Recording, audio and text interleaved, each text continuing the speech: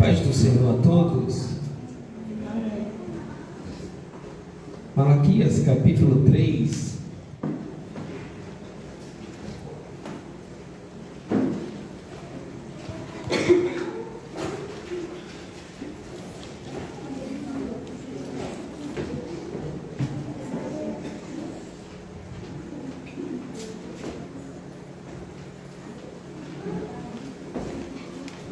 Nós vamos ler do verso 6 ao verso 12.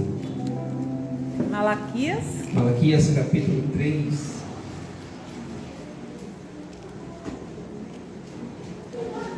Glória a Jesus, aleluia.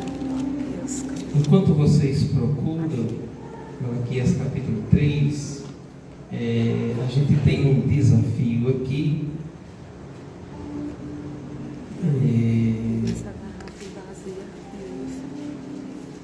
Nós iremos olhar o texto e olhar uma palavra específica aí no verso 10 e vamos olhar.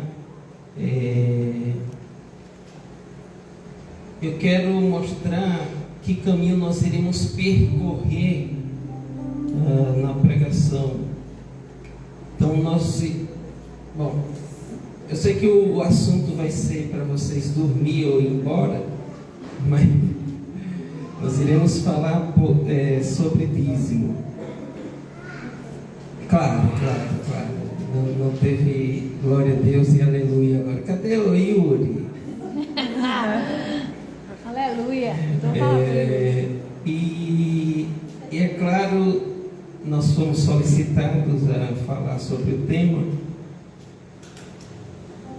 Eu sei que é um culto com a participação dos jovens, mas nós iremos nessa oportunidade percorrer um caminho. O caminho é falar sobre a origem do dízimo, a instituição do dízimo na Torá, ou seja, nos 5 primeiros livros da Bíblia, e o período do pós-exílio. Depois que eles passam, Israel, o povo de Israel passa ali 70 anos de cativeiro. Quando você vai olhar de maneira mais adequada, você conseguirá ver que não é apenas 70 anos, vai caminhar para quase 200 anos.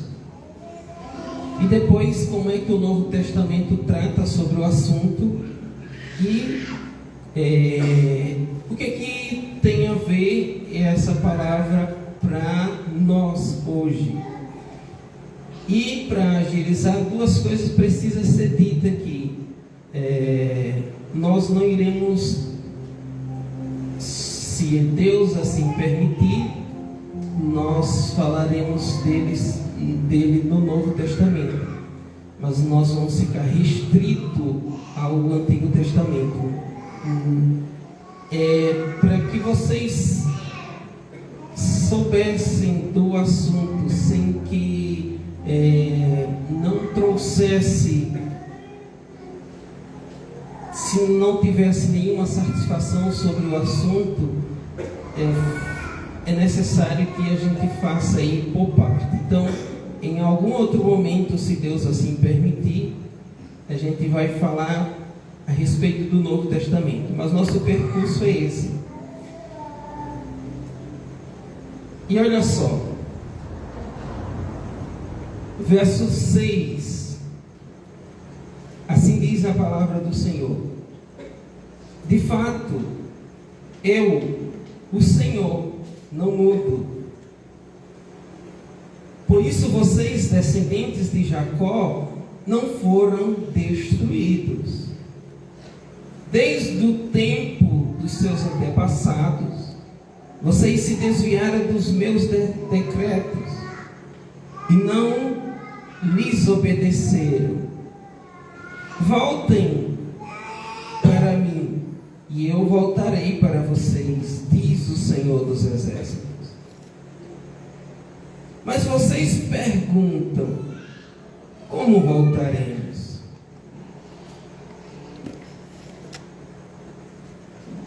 Pode um homem roubar a Deus? tudo vocês estão me roubando. E ainda pergunta: como é que te roubamos? Nos dízimos e nas ofertas. Vocês estão debaixo de grande maldição, porque estão me roubando.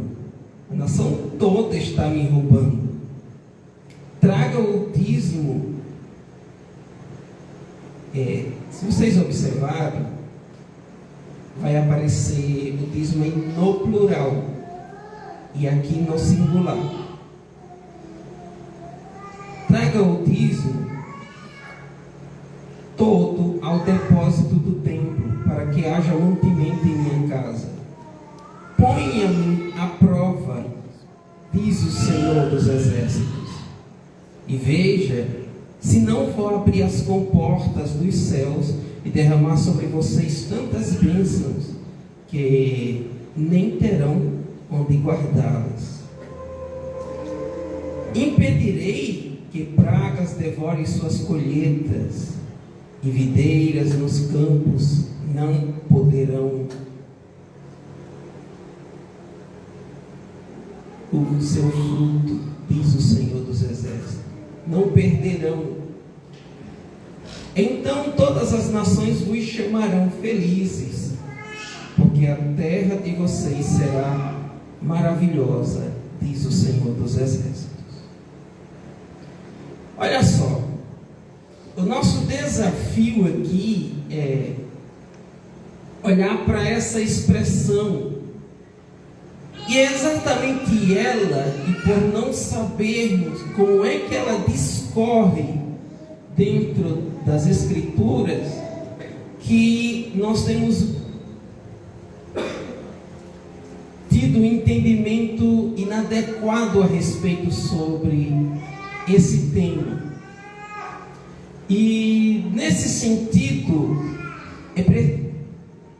tanto aqui, onde ela está ocorrendo nesse momento, está no contexto do Império Medo-Persa, e a sua origem,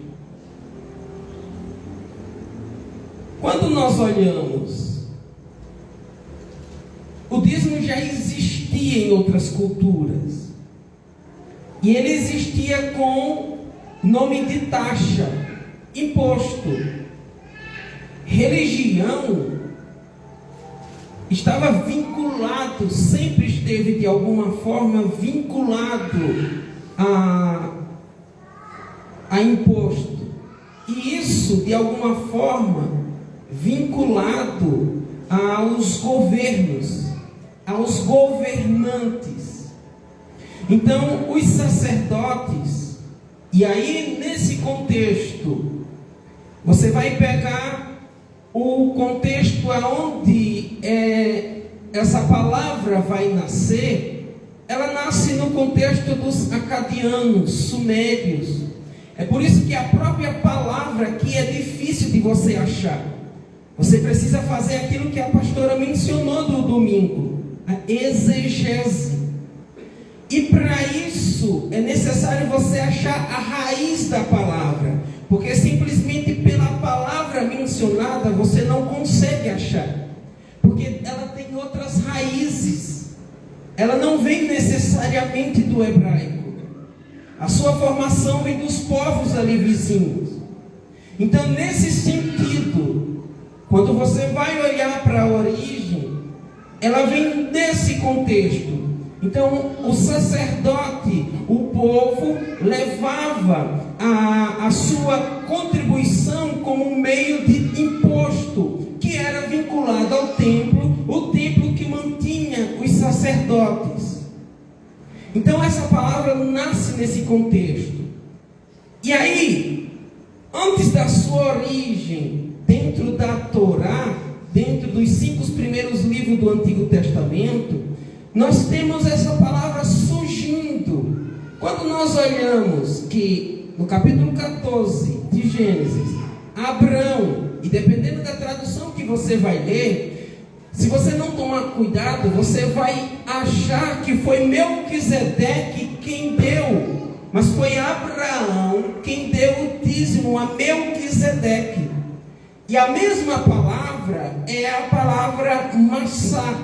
E aí um outro cuidado é que existe uma mesma palavra com a mesma pronúncia, mas com significados diferentes. Quando nós olhamos, Melquisedeque recebe de Abraão, Melquisedeque, que era um rei de um outro povo, ele recebe. Isso indica o quê? Isso indica que esse ato já existia entre os povos vizinhos. Então, quando nós olhamos para esse texto no livro, aqui, nós vamos encontrar essa expressão. Agora, detalhe, no ato em que Abraão faz, é um ato voluntário. Não há exigência para essa ação. Agora, quando você olha Gênesis 28, verso 22, aonde Abraão, Jacó, depois que ele tem a visão na escada, e ele vê anjos, e ele tem aquela visão de Deus, no fim do culto, naquele ato em adoração, e aqui é uma expressão importante. Primeiro, tanto livro, se você quer saber, e um dos livros mais importantes para tratar sobre adoração é o livro de Malaquias. Nesse ato de Gênesis, nós vamos encontrar que o Jacó, ele presta culto, ele faz um ato de adoração, e o ato de dizimar é um ato de adoração. Nós restringimos a adoração, e ela é muito mais do que nós pensamos. Quando nós olhamos, ele vai e diz: Senhor, aqui é o seu lugar. Agora eu sei que tu estás aqui. Se o Senhor for na minha caminhada, eu darei o dízimo de tudo. Olha só que interessante. Nesse sentido, primeiro, é importante entender que a bênção vem antes do dízimo, por um ato, o ato da bênção. E essa expressão está no contexto do livro de Gênesis. O Deus que cria, e tudo quanto criou, viu Deus que era bom. Nós iremos partir do pressuposto de que o dízimo é um ato de adoração, e a adoração é de alguém que é crente, alguém que crê. Deus se revelou, a pessoa identificou essa revelação, e como um sinal, como resposta, ele presta culto. Isso é adoração. Então nós vamos ver nesse sentido, Deus abençoa a criação mesmo antes que ela pudesse dar alguma coisa. Aleluia. Mesmo, e aqui inclui o homem, mesmo que o homem pudesse levar alguma coisa para Deus, Deus abençoou. Isso quer dizer que a bênção não é resultado do que eu faço para Deus. Ela já existe. Quando nós olhamos o texto, nós vamos ver que em Gênesis, o ato de Jacó é o único, esse ato em que há a prática do dízimo. Jacó faz isso, mas é o único lugar em Gênesis. Quando nós vamos para a instituição de Israel, isso vinculado à lei, o que nós vamos olhar? Nós vamos olhar algo interessante. Primeiro, é importante observar que naqueles povos, aonde o povo de Israel cresce, e ele cresce em volta deles, já havia aquilo que hoje nós discutimos, e em Israel vai ser estabelecido em Levítico 25, aquilo que chamamos hoje de propriedade privada. Mas olha só, entre os povos, se você pega lá em Gênesis 41, você vai ver que o faraó, o rei supremo, ele diz a José para repartir, para dividir. E você vai ver lá naquele contexto que José faz algo, mas tem algo importante a ser observado ali. O faraó, ele é dono de todas as terras. Olha só, sempre o dízimo esteve vinculado a imposto, taxa, esteve vinculado a culto. Eu vou estar oscilando entre alguma coisa e outra. As pessoas aqui dizem que dízimo é algo de igreja. E por nós não termos essa noção, sempre esteve vinculada a outros povos. Isso dá um caráter de universalidade. Quando você vê o contexto de José, você vai ver o faraó que é senhor de todas as terras. Vinculado a esse culto, a esse templo, está o sacerdote, que é senhor de algumas terras, e o povo de nenhuma terra. Agora, olha que coisa interessante. Quando você vai ver esse povo que sai do Egito, Deus estabelece a sua lei, e Deus diz o seguinte: olha só o que acontece. Isso é uma construção de narrativa. E o texto vai mostrar que agora os sacerdotes, o rei não tem, os sacerdotes não têm nenhuma terra, a terra é dividida com o povo. Aquilo, e aí é o que nós chamamos hoje de propriedade privada.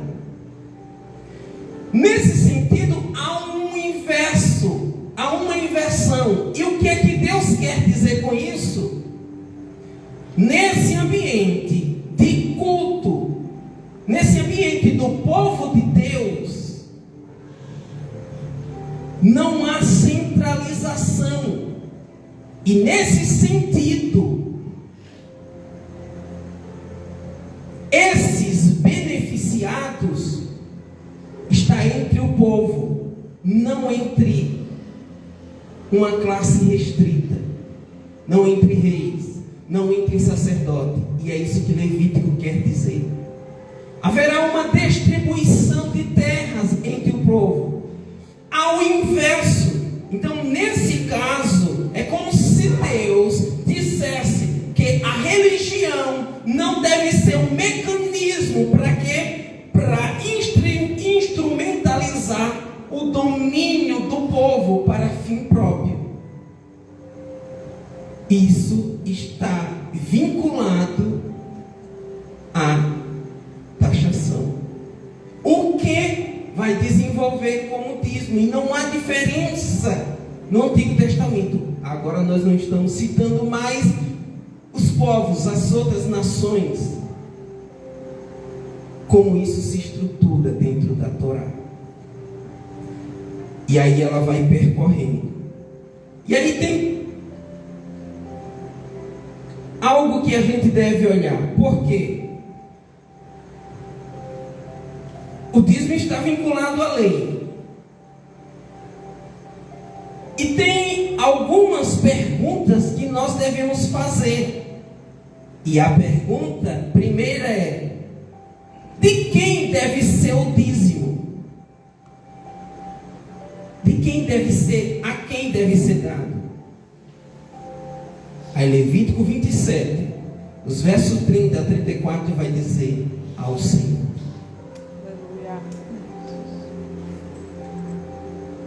Eu vou correr, mas olha só, existe uma segunda pergunta: a quem o dízimo deve ser entregue? Veja, não é a mesma coisa? Não é a mesma coisa. É ou não é? Não é. ele deve ser entregue ao Senhor. Só que, em número, a quem deve ser entregue? A pergunta primeira é de quem é? E o dízimo é de Deus.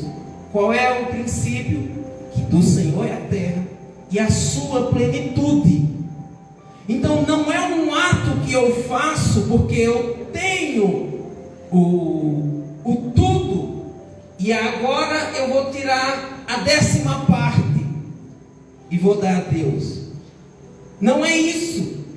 É exatamente porque eu reconheço que tudo é de Deus que eu faço aquilo que é estabelecido como meio de gratidão. Aleluia. Então, a palavra aqui, ela é pregada, primeiro, nesse contexto, para aqueles que creem no Deus de Israel. E aí vem o Números 18 dizendo algo interessante. Porque Número 18 vai dizer no verso 21: dou aos levitas todos os dízimos em Israel, como retribuição pelo trabalho que fazem para servirem na tenda do encontro. Se você continuar lendo, você vai ver, era porque esses levitas ou sacerdotes, eles não tinham propriedade, e por não ter propriedade, eles eram sustentados com os dízimos e as ofertas.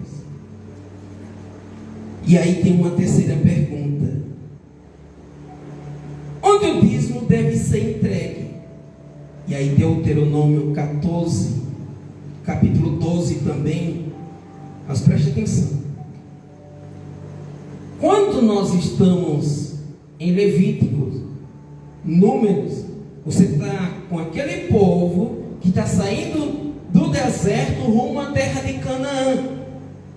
Agora, esse povo que saiu do Egito, ele pereceu no deserto. Ficou só a nova geração. Agora Moisés está escrevendo em Deuteronômio para dizer a esse povo que ele vai dizer aquilo que já tinha sido dito, mas agora ele está falando para uma nova geração. E aí ele diz, verso 22: separe o dízimo de tudo que a terra produzia anualmente. Comam o dízimo. Está vendo? Peraí, eu vou comer o dízimo? Se dízimo para nós é dinheiro, então nós não temos que vinculá-lo ao dinheiro. Nós precisamos entender aonde é que nasce.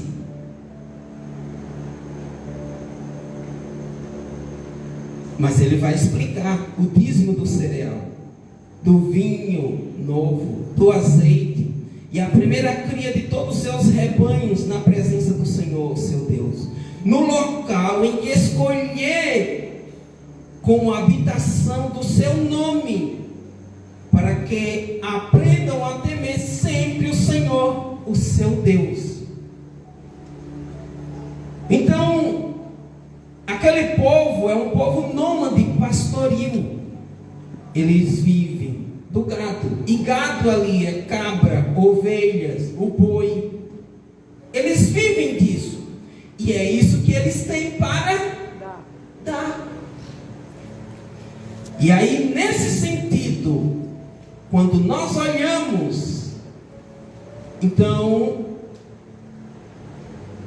esse dízimo está sendo entregue primeiro a Deus.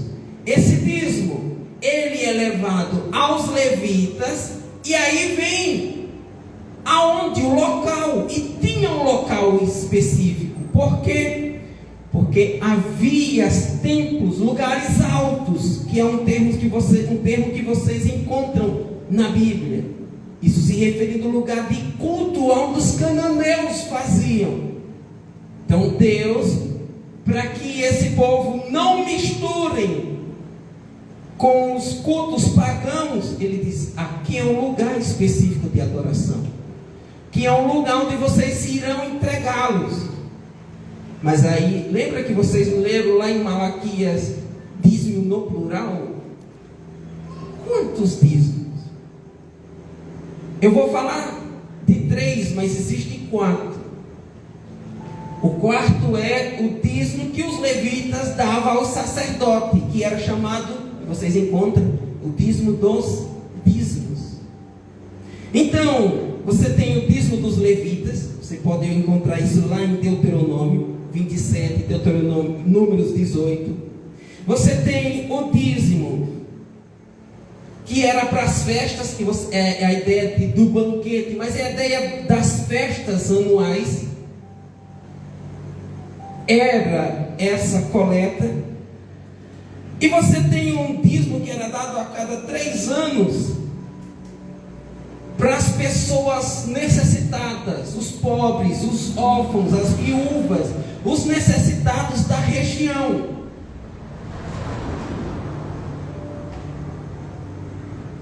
Quando você lê o livro de Ruth, você vai encontrar Boaz dando esse dízimo. A quem?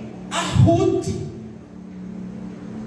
Ela não está lá simplesmente trabalhando, aquilo estava na lei. Só que tem uma coisa que não estava na lei, Boaz vai além. Era para dar aos pobres, os necessitados. Ele dá tudo a Ruth. Ele vai além. A palavra é a mesma, mas veja que nós estamos em lugares diferentes.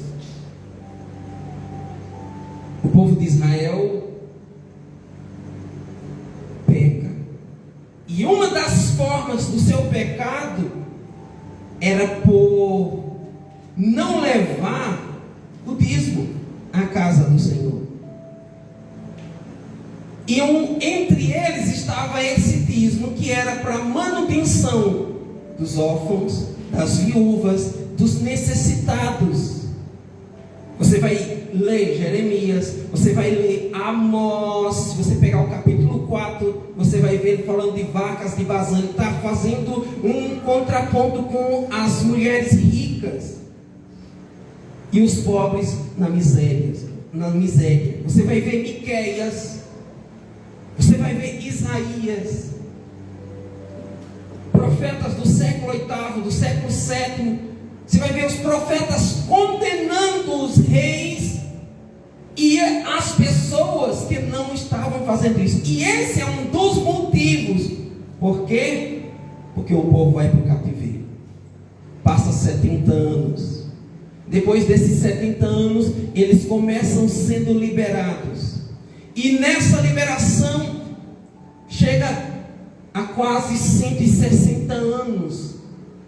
Entre os primeiros que estão sendo no ano 539, que são libertos por Ciro, Império Persa. Veja, agora nós estamos no período pós-exílio, e é esse o período do livro de Malaquias. Nós lemos Esdras, Neemias, e na nossa Bíblia, a ordem, eles vêm primeiro do que Malaquias. Malaquias está no último. Quando você vai examinar, provavelmente Malaquias veio primeiro do que Neemias e Esdras. E você vai ver as mesmas referências entre Esdras e Neemias, a respeito de assuntos semelhantes, principalmente Neemias. Malaquias provavelmente veio primeiro do que Neemias. Agora, olha só. Neemias, no capítulo 7, no capítulo 10, verso 37 a 40, ele vai falar sobre isso. Só que agora ele está no período pós-exílio. Depois de quase 160 anos de cativeiro. Aonde se entregava o dízimo? Num lugar específico. Esse lugar era centralizado.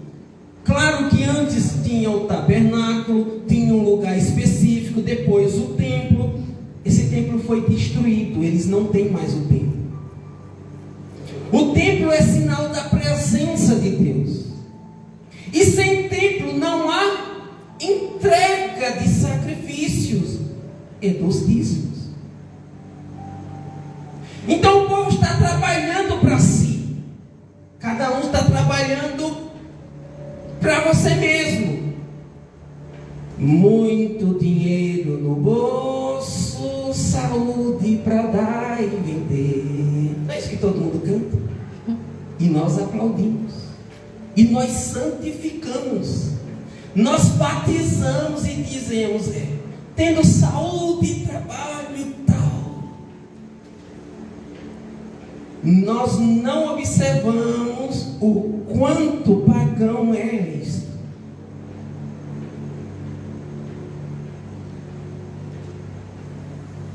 É nesse contexto que eles vão oferecer sacrifício. No capítulo 1, o camarada traz o carneiro com a orelha cheia de ferida, porque tem uma expressão lá que diz que a ideia lá é dos animais com bicheira. Levítico vai dizer que o sacrifício deveria ser o quê? Limpo, perfeito, sem mancha, sem mácula. Havia um critério para adorar a Deus. E eles dizem o quê? Nós viemos te cultuar. Malaquias vai dizer, aí tem uma estrutura no livro de Malaquias. É a estrutura de debate. Deus pergunta e o povo responde com birra. Eu te amo. Peraí, tu me ama? Como tu me ama? Capítulo 1, verso 1 a 5. Aí Deus prova que eu te amo. Está vendo Edom, que queria destruir vocês, não deu passagem para vocês? Eu extirpei ele da terra. É uma prova do meu amor. Amei a Jacó e não a Esaú. Aí vocês vão ver no ato contínuo, esse povo vai lá oferecer o sacrifício, o manco, o aleijado, o que não prestava, para cultuar. E aí nós temos, peraí, vai oferecer isso ao rei. Lembra que o sacrifício, que o dízimo é um imposto, uma taxa, que está vinculado também com as outras nações, o mesmo ato. Mas faz o seguinte, Israel, vai oferecer isso para o rei, que era do Império Persa. Vê se ele vai aceitar. Ele vai usar uma expressão forte. Eu vou jogar as fezes, os excrementos na cara de vocês. Então ele está mostrando como o povo se comporta diante de Deus no ato de adoração. Eu estou cultuando, mas que Deus estou cultuando? O Deus que eu posso oferecer qualquer coisa. No capítulo 2, o problema agora é os sacerdotes que negligenciam a lei, não ensinam, não gastam tempo ensinando e ainda recebendo o animal aleijado e manco. Existem 6 debates no texto, no livro de Malaquias. Esse, do capítulo 3, onde inclui o dízimo, está no 5º, que está vinculado o arrependimento. Ele não está falando necessariamente sobre dízimo, mas de conversão. Uma linguagem que o Novo Testamento vai chamar de nascer de novo. Eu estou num caminho errado, identifiquei que estou num caminho errado, me arrependo, me converto do caminho errado para o caminho certo. O que é que dízimo tem a ver com arrependimento?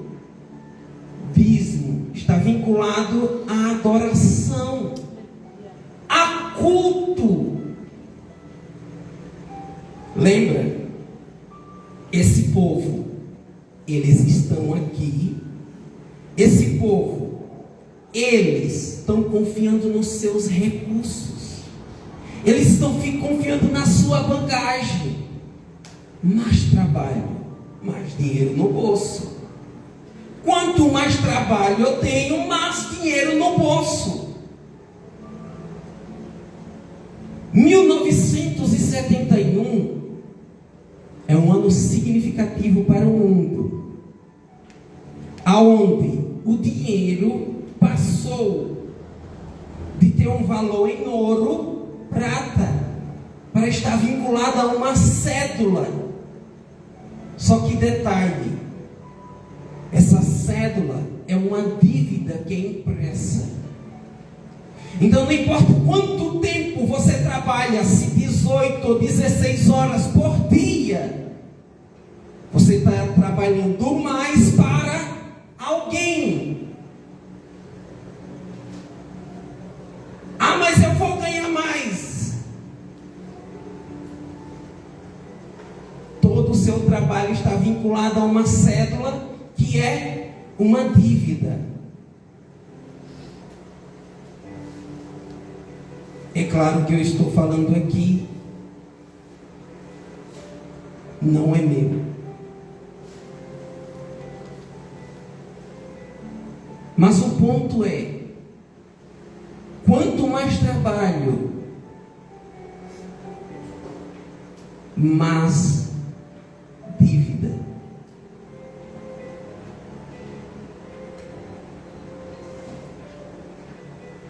Por favor, também não recorte a minha expressão trabalho, porque ela pode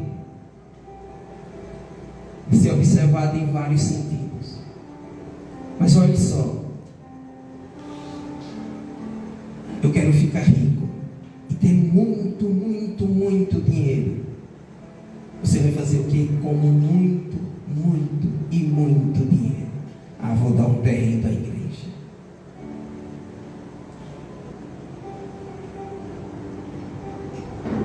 Quanto mais uma pessoa tem, vocês sabiam? Quanto mais uma única só pessoa tem, muito menos muitas pessoas vão ter. Quanto mais dinheiro centralizado, mais pessoas sem dinheiro.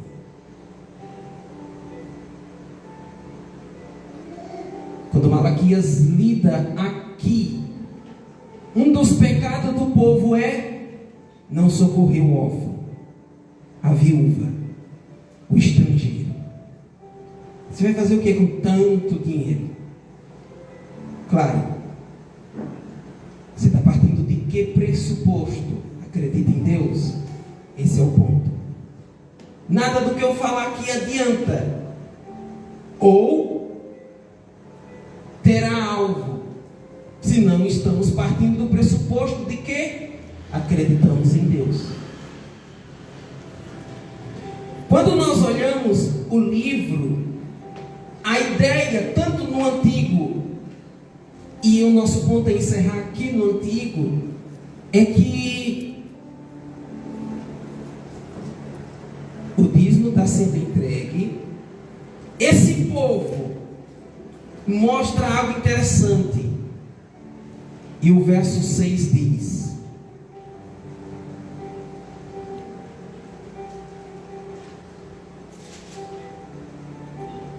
de fato, é o Senhor não mudo. Olha só.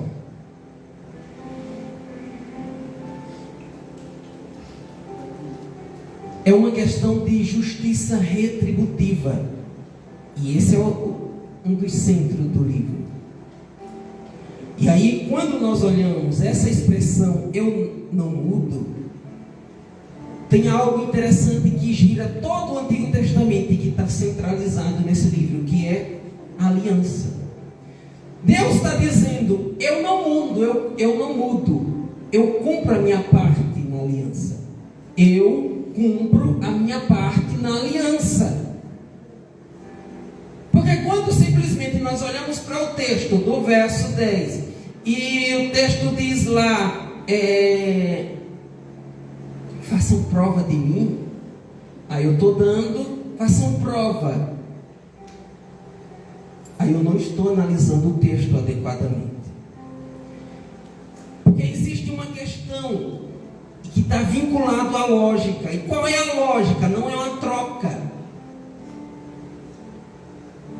Deus está dizendo: eu sempre sustentei vocês, mesmo quando vocês forem fiéis.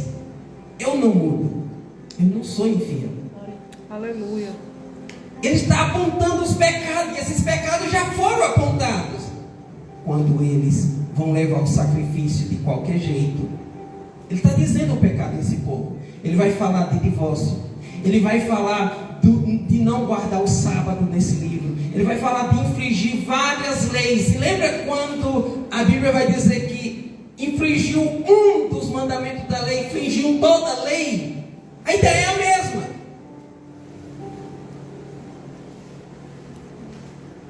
Então, quando ele olha aqui, ele não muda. Então a pergunta é: por que Deus não abençoa agora? Ele diz: façam prova. E eu falei que era o verso 10, mas é o verso 10. E olha só, então nesse sentido, Malaquias, ele endurece, mas é importante a gente entender por que Malaquias está sendo duro aqui. Malaquias está esclarecendo que a bênção de Deus é continuamente sobre a criação. Não depende deles dar o dízimo, ele já sempre foi fiel com eles, sustentou eles.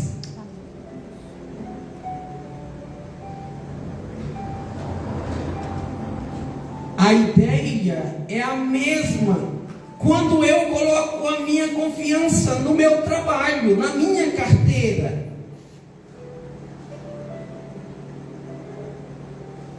Um vírus pode te tirar do trabalho.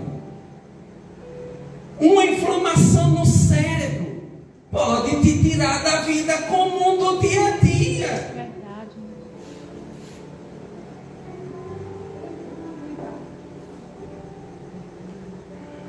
Um escorregão no banheiro pode ser fatal. Eles estão confiando em si mesmo e por isso não entrega, mas não tem. Aí eles não estão preocupados com o templo. O templo é o lugar onde a presença de Deus se manifesta, aonde o nome de Deus está, e o nome ali representa o próprio Deus. E nesse sentido, se não tem lugar, não tem sacrifício, não tem a manutenção, não tem sacerdote e não tem os pobres sendo acolhidos. Então eles estão chamando: arrependam dos seus pecados. Se vocês entendem que eu sempre sustentei vocês, se não entendem, e aí nós encerramos mostrando algo que o texto quer nos chamar a atenção, porque nós tendemos a cair em dois extremos: o legalismo e o relativismo. O legalismo é onde eu tenho que fazer algo para Deus. Para quê? Para ser aceito por Deus. Então eu tenho que fazer. E era o que eles estavam fazendo. Eles estavam levando. Eles estavam doando. Mas o animal coxo, o aleijado, não era o melhor deles. Eles estavam preocupados com o seu tempo. E Ageu vai descrever isso.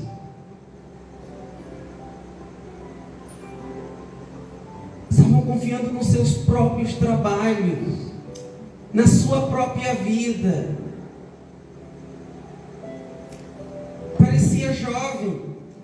achando que é eterno, todo vapor. E aí Deus chama eles ao arrependimento. Estavam depositando a confiança deles no recurso deles. O segundo problema que eles cairiam, e era tendenciosos a cair, e que nós também, é o relativismo. Entregar para quê? Já que eu não estou fazendo isso para agradar a Deus, e nem para ser aceito por Ele.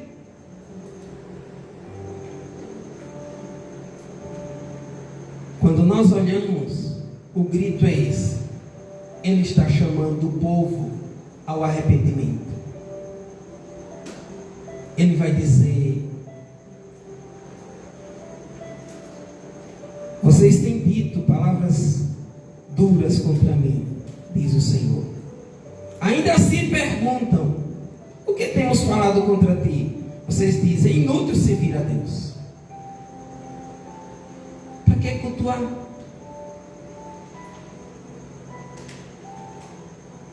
A revelação de Deus aqui está vinculada a duas coisas no texto: a lei e a maneira como Deus sustentou esse povo, e outra, preservou eles no meio das nações. Aí o texto prossegue para a gente encerrar. Vocês dizem: é inútil servir a Deus. O que ganhamos quando obedecemos ao Senhor? O que ganhamos quando obedecemos aos seus preceitos e ficamos nos lamentando diante do Senhor, dos Exércitos? Por isso agora consideramos felizes os arrogantes, pois tantos prosperam que praticam o mal. Como escapam ilesos os que desafiam Deus? Depois aqueles que temiam o Senhor conversaram uns aos outros, uns com os outros, e o Senhor ouviu com atenção. Foi escrito um livro como memorial na sua presença, acerca dos que temiam o Senhor e honravam o seu nome. Existem traduções que vai dizer: eis a diferença entre o que serve a Deus e o que não serve. Aleluia. Lembra que aqui não gira em torno, se você vai vir aqui, não estou falando sobre isso ainda, porque seria um anacronismo. Mas não é se você vem aqui, aí eu vou usar um anacronismo de propósito. Vem aqui, traz o tal, etc.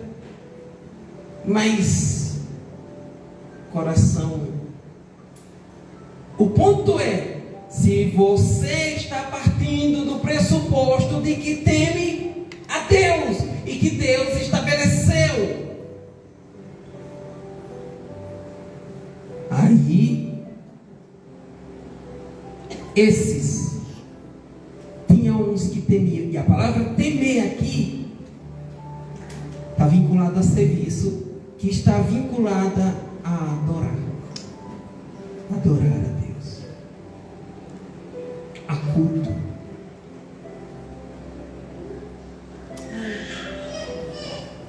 O dízimo, de alguma forma, ele é uma forma de cultuar a Deus, porque eu não estou depositando nas minhas forças o meu sucesso, mas sim naquilo que Deus tem feito. Que Deus em Cristo continue abençoando a todos vocês. Amém. Malaquias encerra chamando o povo ao arrependimento, mas trazendo uma nota de esperança. No futuro vai vir um Elias, e ele diz assim: olha, o sol da justiça virá para aqueles que temem a Deus. Aleluia, Jesus. Nascerá o sol da justiça para aqueles que temem a Deus. Aleluia. Oh, meu Senhor. Se Deus assim permitir, em algum momento, nós iremos pensar o que é que o Novo Testamento diz a respeito. Mas em nenhum momento nós iremos ter aquilo que